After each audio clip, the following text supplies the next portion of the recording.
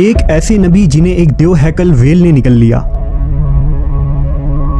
آپ سے ایسی کون سی خطا سرزد ہو گئی تھی اور آپ مچھلی کے پیٹ میں 40 دن زندہ کیسے رہے؟ اس ویڈیو میں ہم اس ہستی کے متعلق جانیں گے جن کا واقعہ قرآن مجید میں یونس اور توریت میں جونہ کے نام سے آیا ہے۔ تاریخ میں آشوری قوم ایک عظیم اور طاقتور قوم کی حیثیت سے جانی جاتی ہے جس کا دارالحکومت اشور تھا۔ اشوری دراصل بنی اسرائیل کے نسل سے تعلق رکھتے تھے جو بخت نصر کے حملے کے بعد غلام بنا کر بابل اور عراق لائے گئے تھے۔ اس زمانے میں دریائے دجلہ کے کنارے نینوا نامی ایک چھوٹی سی بستی تھی۔ اشور کے کسی بادشاہ نے ایک دیوتا کے نام پر نینوا میں ایک مندر بنوایا۔ رفتہ رفتہ دوسرے بادشاہوں نے بھی مندر اور عمارتیں بنانا شروع کر دیں اور ایک دور ایسا آیا کہ یہ چھوٹا سا علاقہ سلطنت اشوریہ کے عظیم الشان دارالسلطنت میں تبدیل ہو گیا۔ نینوا شہر کے بیچوں بیچ مندر اور شاہی محل تھے جہاں سے اشوریوں کا بادشاہ پورے سلطنت پر حکومت کرتا تھا اور اونچے تخت پر بیٹھ کر بازاروں، گلیوں اور تفریح گاہوں کا نظارہ کیا کرتا تھا۔ اشور کے مغربی علاقے میں لہلہاتے کھیت تھے۔ پورا شہر درختوں اور باغات سے سرسبز و شاداب تھا۔ اشوریہ لوگ پتھر تراشنے کے فن میں بھی ماہر تھے، لہذا جگہ جگہ سنگ مرمر کے دیواروں پر انہوں نے اپنے دیوتاؤں کے نقش و نگار بنا رکھے تھے۔ مختصر یہ کہ نینوا تہذیب و تمدن کے لحاظ سے انتہائی ترقی یافتہ شہر تھا۔ اشودر دیوتا ان کا سب سے بڑا دیوتا تھا۔ نیز یہ لوگ بادشاہ کو بھی خدا کا درجہ دیا کرتے تھے۔ یہ لوگ بت پرستی اور کفر و شرک میں مبتلا تھے۔ اس وقت نینوا کی آبادی 1 لاکھ سے زیادہ تھی اور یہ 700 قبل مسیح کا زمانہ تھا۔ اللہ نے اس زمانے میں اس قوم کی ہدایت کے لیے حضرت یونس علیہ السلام کو بھیجا۔ حضرت یونس کا پورا نام یونس ابن متا تھا۔ آپ حضرت ہود علیہ السلام کی اولاد میں سے تھے، جبکہ بعض مفسرین نے لکھا ہے کہ یونس علیہ السلام کا تعلق بنی اسرائیل سے تھا۔ آپ حضرت یوسف کے چھوٹے بھائی بن یامین کے بیٹے تھے۔ جب آپ کو نبوت ملی اس وقت آپ کی عمر 28 سال تھی۔ آپ پر ایک صحیفہ بھی نازل ہوا جو توریت میں یونہ کے نام سے موجود ہے۔ حضرت یونس سب سے پہلے اشوری بادشاہ کے پاس گئے اور اسے پیغام حق سنایا، اسے خدائی کے جھوٹے دعوے سے توبہ کرنے کا حکم دیا اور ایک اللہ کی عبادت کی طرف بلایا۔ یونس علیہ السلام نے اس سے ان اسرائیلی قیدیوں کو آزاد کرنے کا بھی حکم دیا جسے اس نے قید کر رکھا تھا۔ نینوا کا بادشاہ آپ کی باتیں سن کر غضبناک ہو گیا اور آپ کی جان کا دشمن بن گیا، لہٰذا آپ علیہ السلام نینوا کے عوام کے پاس گئے اور انہیں توحید کی دعوت دی۔ انہیں شرک و بت پرستی اور دوسری برائیوں سے توبہ کرنے کو کہا، مگر اہل نینوا نے ایمان لانے سے انکار کر دیا اور اللہ کے رسول کو جھٹلا دیا۔ یونس علیہ السلام مسلسل اس کوشش میں رہے کہ ان کی قوم کے لوگ راہ راست پر آ جائیں۔ آپ نے انہیں بہت سمجھایا اور دعوت کے کام کو جاری رکھا۔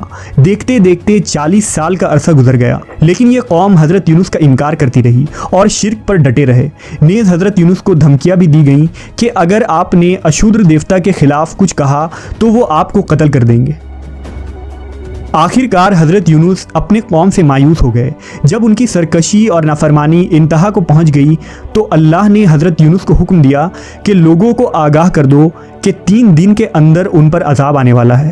لہٰذا آپ نے اہل نینوا کے سامنے اعلان کیا کہ اگر تم نے 3 دنوں کے اندر بت پرستی اور شرک سے توبہ نہ کی تو تم پر اللہ کا قہر نازل ہوگا اور پورا شہر تباہ و برباد ہو جائے گا۔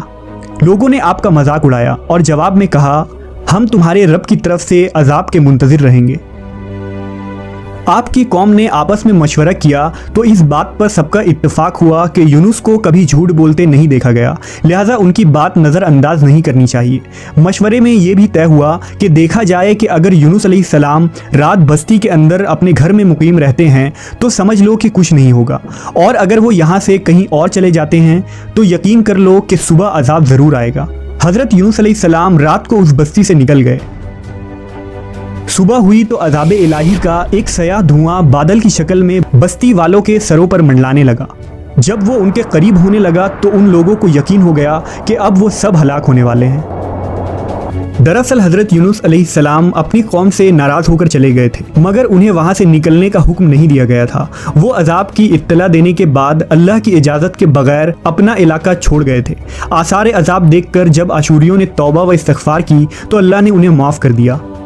اللہ تعالیٰ کسی قوم کو اس وقت تک عذاب نہیں دیتا جب تک وہ اپنی حجت پوری نہیں کر لیتا۔ پس جب یونس علیہ السلام نے اس قوم میں مہلت کے آخری لمحے تک نصیحت کا سلسلہ جاری نہیں رکھا اور اللہ کے مقرر کردہ وقت سے پہلے وہ خود ہی ہجرت کر گئے تو اللہ کے انصاف نے اس قوم کو عذاب دینا گوارا نہ کیا اور انہیں معاف کر دیا گیا۔ جب حضرت یونس علیہ السلام فرات کے کنارے پہنچے تو ایک کشتی کو مسافروں سے بھرا ہوا پایا۔ حضرت یونس کشتی میں سوار ہو گئے اور کشتی نے لنگر اٹھایا۔ پورے دن میں کشتی سمندر میں سکون سے چلتی رہی۔ اچانک اونچی اونچی لہریں اٹھنے لگیں۔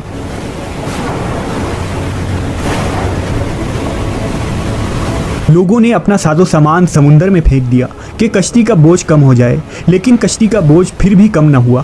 جب کشتی ڈگمگانے لگی تو کشتی کے غرق ہونے کا یقین ہونے لگا۔ اہل کشتی نے اپنے عقیدے کے مطابق کہا کہ ایسا معلوم ہوتا ہے کہ اس کشتی میں کوئی غلام اپنے آقا سے بھاگا ہوا ہے، جب تک اس کو اس کشتی سے الگ نہ کیا جائے گا نجات مشکل ہے۔ یونس علیہ السلام نے سنا تو ان کو تنبیہ ہوا کہ اللہ کو میرا نینوا سے وحی کا انتظار کیے بغیر اس طرح چلے آنا پسند نہ آیا اور یہ میری آزمائش کے آثار ہیں۔ یہ سوچ کر انہوں نے اہل کشتی سے فرمایا کہ میں ہی وہ غلام ہوں جو اپنے آقا سے بھاگا ہوا ہوں۔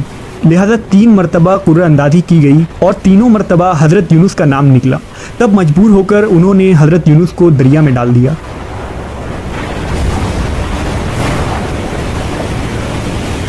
اس وقت اللہ نے ایک بڑی مچھلی کو حکم دیا کہ انہیں نگل لو، یہ تمہاری غذا نہیں ہے، اس لیے ان کے جسم پر کوئی تکلیف نہیں ہونی چاہیے۔